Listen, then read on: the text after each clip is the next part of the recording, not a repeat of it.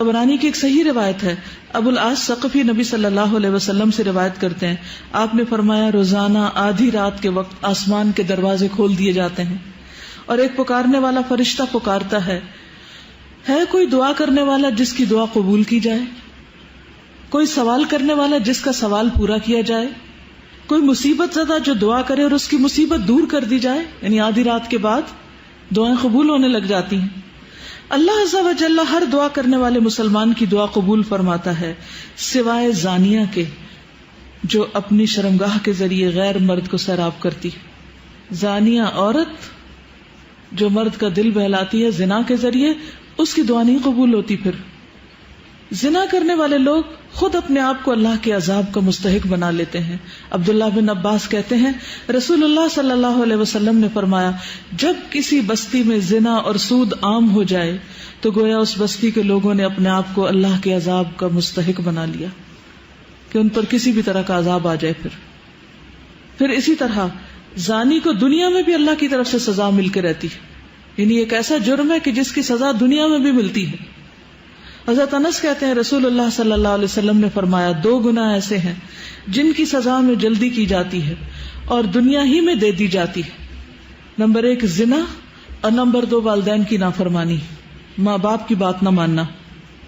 اور آپ دیکھیے کہ جو شخص ایسی بیماریوں میں مبتلا ہو جاتا ہے، یعنی زنا جیسی بیماری میں مبتلا ہو جاتا ہے، تو پھر اس کو ایمان کیسے رخصت ہوتا ہے؟ اس گناہ کو چھپانے کے لیے جھوٹ پر جھوٹ بولتا چلا جاتا ہے. ایک نہیں کئی ایک جھوٹ بولتا ہے. اور جب کوئی انسان جھوٹ بولتا ہے تو اس کے منہ کی بدبو سے فرشتہ کئی میل دور اس سے چلا جاتا ہے. اس سے اللہ سبحانہ وتعالیٰ کی پروٹیکشن ہٹ جاتی ہے اور وہ شخص ذلیل ہو کر رہتا ہے. دنیا میں بھی انسان پر طرح طرح کی بیماریاں اور طرح طرح کے مصیبتیں نازل ہوتی. پھر بڑھاپے کی عمر میں زنا کرنا اللہ کے غضب اور غصے کو بھڑکاتا ہے. اللہ تعالیٰ قیامت کے دن 3 لوگوں سے بات نہیں کریں گے غصے کی وجہ سے، اور نہ جنت میں داخل ہونے کے لیے پاک کریں گے. ابو معاویہ حدیث کے راوی نے کہا اور نہ ہی اللہ سبحانہ وتعالیٰ ان کی طرف نظر کرم فرمائیں گے اور ان کے لیے دردناک عذاب ہے. نمبر 1 بوڑھا زانی، دوسرا جھوٹا حکمران، اور تیسرے متکبر فقیر.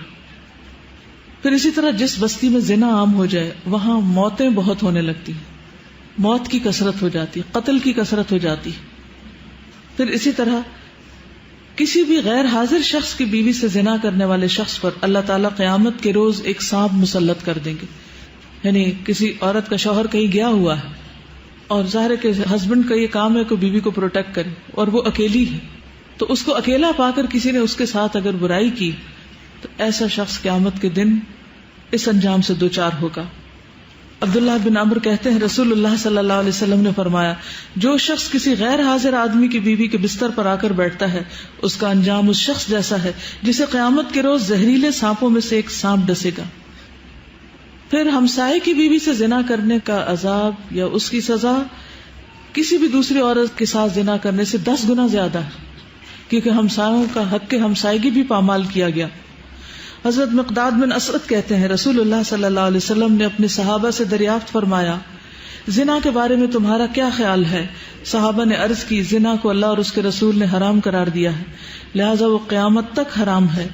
پھر آپ صلی اللہ علیہ وسلم نے صحابہ کرام سے فرمایا ایک آدمی اگر 10 عورتوں سے زنا کرے تو یہ گناہ اس سے کم ہے کہ آدمی اپنے ہمسائے کی بیوی سے زنا کرے. ہمسائے کی بیوی سے زنا ایک تو حق ہمسائیگی پامال ہوتا ہے، اس کے علاوہ کیا وجہ ہے کہ اس کو کیوں زیادہ برا کہا گیا؟